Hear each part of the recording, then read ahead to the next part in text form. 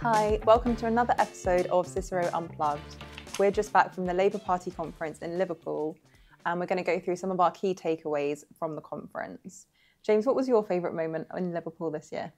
I think it was fantastic to have the City Minister, Tulip Siddiq, join our drinks reception on the Sunday.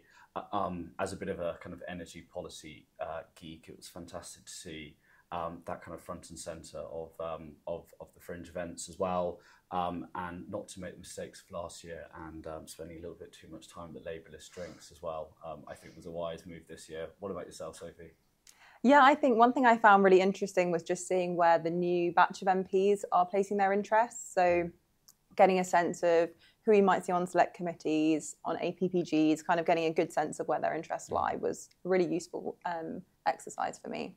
What did you feel was the overall impression from delegates at the conference? Yeah, I think I'd just touch on your point there around ministers and MPs as well. I think it was really interesting to see quite how frank they were about how new in role they are.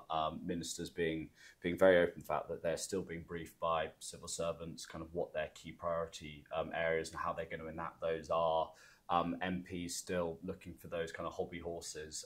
So very much kind of room for businesses to kind of get out and start kind of shaping some of those discussions, I thought.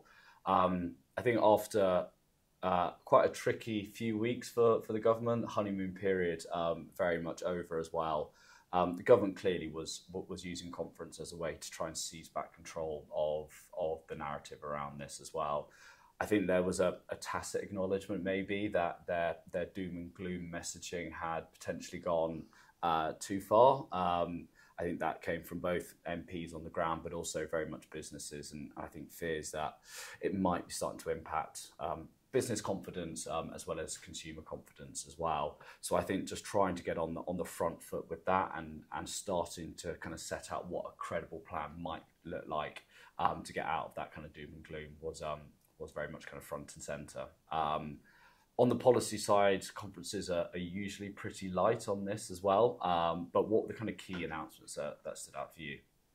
Yeah, I mean, as you said, policy was quite thin on the ground at this conference, both in terms of detail and quantity. I think one of the big announcements is that we're going to be seeing the Employment Rights Bill introduced into Parliament in October, which means we could have sight of the legislation as early as next week. This is going to be a really key piece of legislation for all businesses. We're going to see details on things like day one rights involving things like sick pay and parental leave, as well as how long a probationary period can be. So really big consequences coming out of this. And it's been a really big challenge for the government to balance how it's going to be both pro-business and pro-worker. And we've seen some tensions in the cabinet between Angela Rayner, who's been leading kind of on the workers' side, versus Jonathan Reynolds, the business secretary, who's been leading on the voice of business. Another element that we saw on the policy front was around the industrial strategy, which clearly is very far from the finished article at this point. The Chancellor announced that we're going to be getting a consultative green paper at the budget at the end of October, and then we're not going to see the full final strategy until the spring of next year. And I think this kind of delay to the policy has created a little bit of frustration for some. I think some businesses were keen to see that strategy published ahead of the International Investment Summit that we've got in just a couple of weeks' time.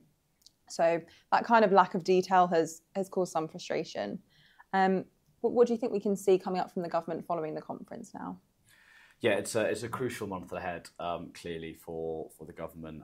We've got an investment summit where business leaders will be kind of joining the government in London, where they'll be looking to catalyse kind of vast sums of private capital to try and deliver on some of the government's key initiatives, whether that be GB Energy or the National Wealth Fund. Shortly followed by a budget which the Chancellor has already warned will contain some really tough decisions on spending. We've kind of heard all about this fiscal black hole that they've inherited, but there'll clearly be some kind of real trade-offs that have to be made then as well.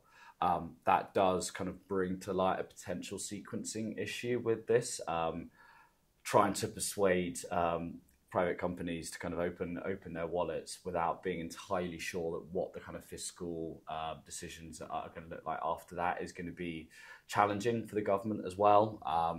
And we've really started to see kind of budget speculation go into overdrive, as it always does a month out as well. So already discussions around whether the Chancellor may be able to free up a little bit of capital by tinkering with some of those fiscal rules as well.